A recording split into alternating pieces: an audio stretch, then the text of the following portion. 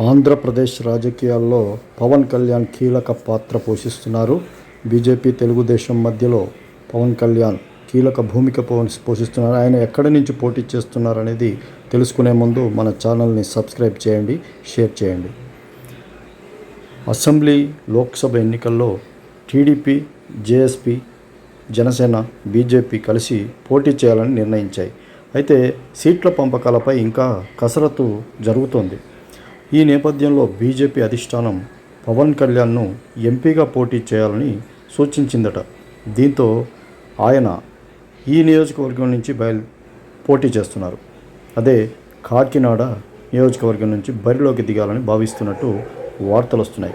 Kakinada parliament నియోజకవర్గంలో జనసేనకు సర్వేలో అనుకూలంగా రావడమే అందుకు కారణమని తెలుస్తుంది.